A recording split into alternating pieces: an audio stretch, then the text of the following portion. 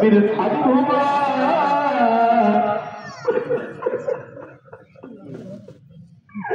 রব্বির হাকুমা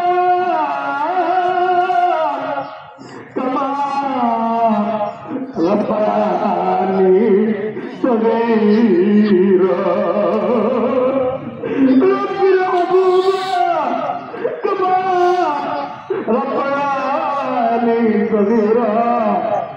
এই দোয়াটা পড়ে সবাইকে আল্লাহর কাছে কাঁদবেন, রব্বির হাকুমা কামা রব্বানি সগীরা।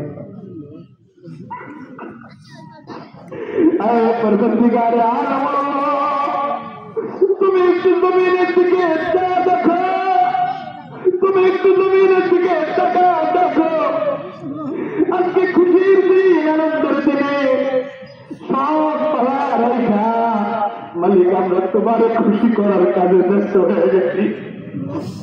আয় মালিক রে, আয় মালিক রে, আয় মালিক রে, তুমি ওয়াদা দিছ, তুমি ফেরেশতাদের কাছে গর্ব করে বলছো আল্লাহ তোমার রাসূলের হাবিব আমাদেরকে তোমার রাসূল তোমার হাবিব আমাদেরকে জানায় দিতে যে আজকের এই ঈদের দিনের উজুরে নাকি তুমি আমাদেরকে মাকবুল বানায় দিবা।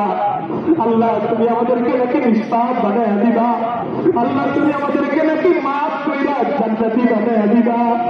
মালিক রে, ও মালিক, তুমি যদি আমাদেরকে না মাফ করো আল্লাহ, আমরা ছাড়া তোমার অনেক বান্দা আছে আল্লাহ, আমাদের সাথে আনন্দ না করলে তোমার অর্থবান্দার সাথে তুমি আনন্দ করতে পারবা, কিন্তু মালিক তুমি ছাড়া তো আমাদের আর কোনো রব না।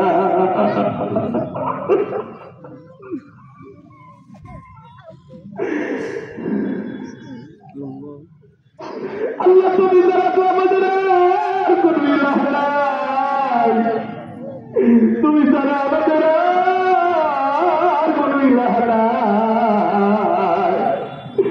আয় পরবর্তীকার, মা যখন সন্তানকে পিটায়, সন্তান বাবার কাছে যায় বিচার দেয়, বলে আব্বু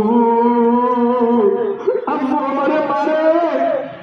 বাবা যখন সন্তানকে পিটায়, সন্তান মায়ের কাছে যায় আশ্রয় নেয়, বলে মা আমারে বাঁচাও, আব্বু আমারে বাঁচাও।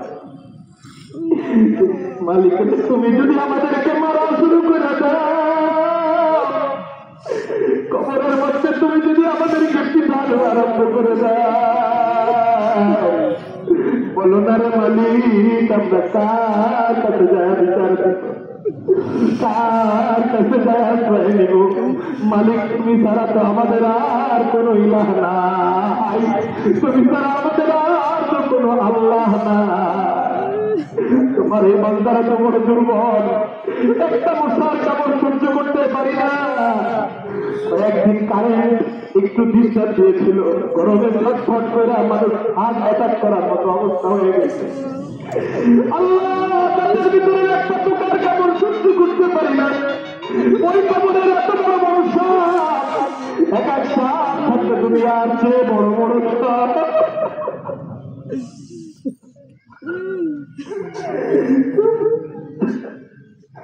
মালিককে বলো না, মালিককে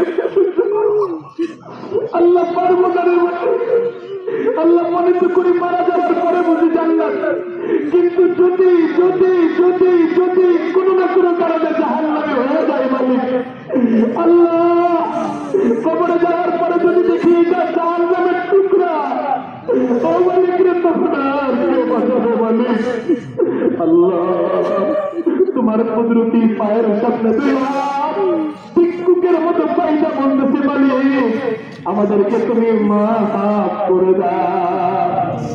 আল্লাহ তোমার কাছে বড় গাড়ি বাড়ির মালিক হইতে চাই না, আল্লাহ তোমার বলি হইতে চাই।